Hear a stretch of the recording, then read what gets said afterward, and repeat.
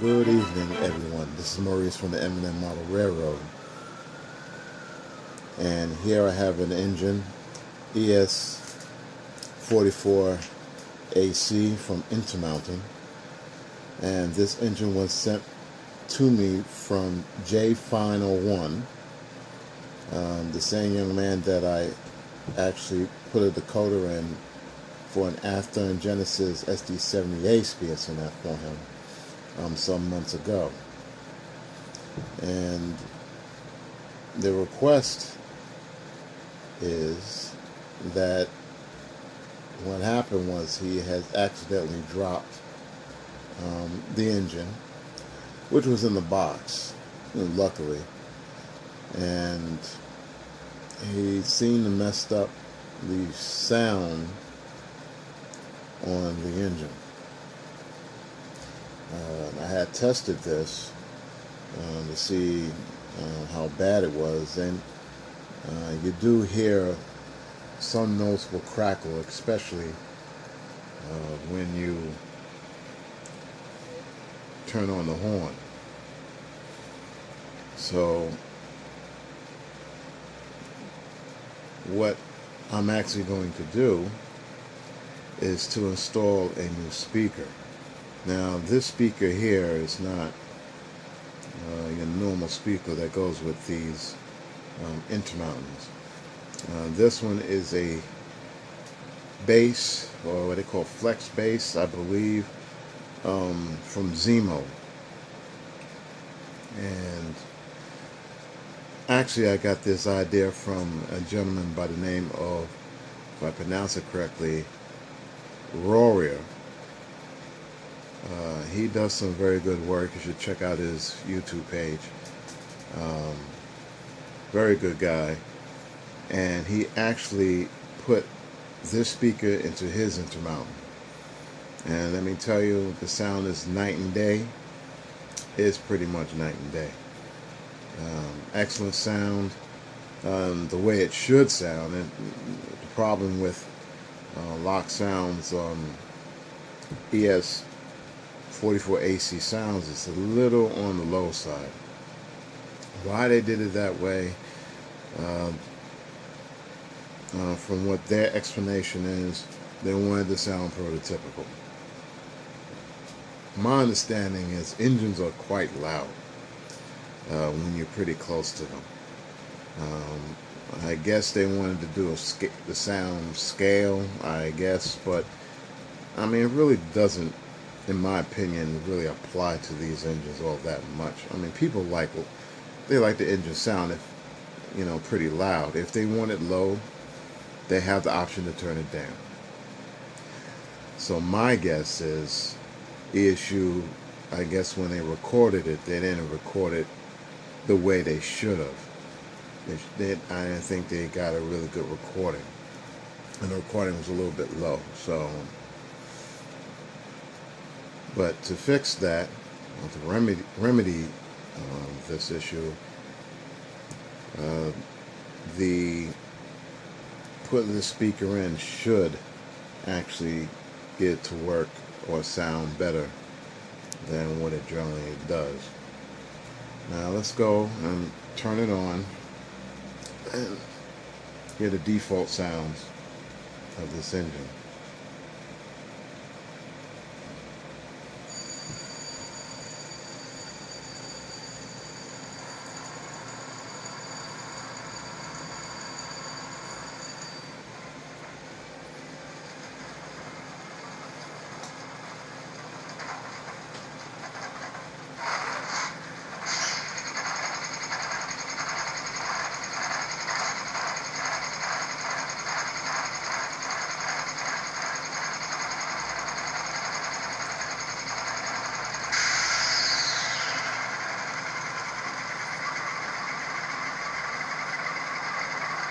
Okay, at this moment it doesn't sound too bad. And what I'm going to do is rev up the engine by pressing F9.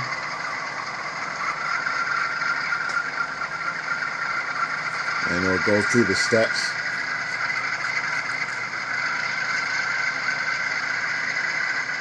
until it gets to its maximum power.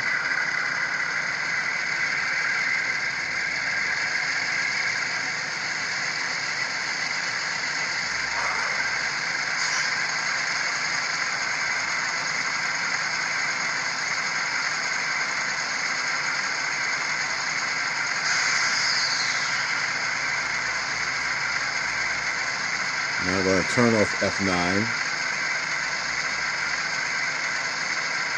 and hit F10, and this will notch it down back to 0.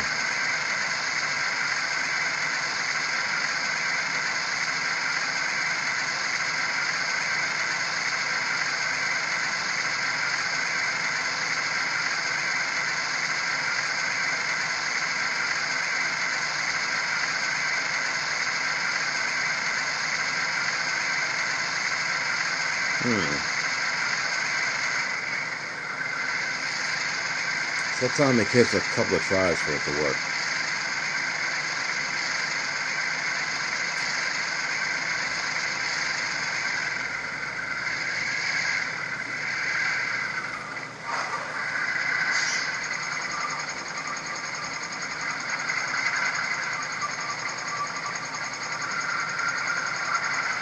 And the light went out.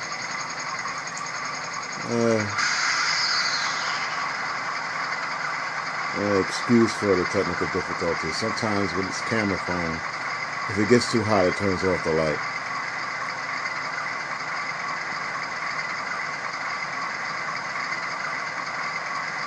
Okay, let's hear the bell.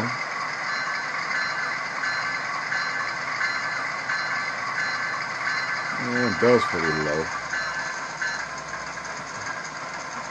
Let's hear the horn.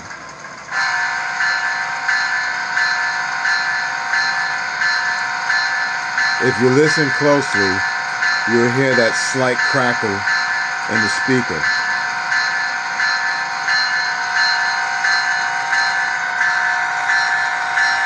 And the speaker's located in the back, by the way, of the engine.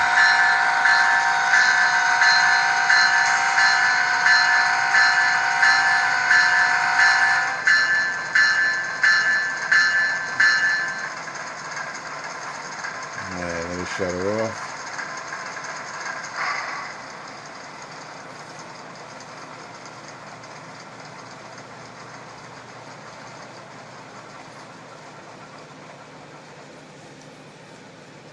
Okay, that's it for this video. The next video I will show you the process as best I can, because it's the first time I'm actually taking this apart. The installation of the speaker. And what I'm going to do is I'm going to follow, there's another person,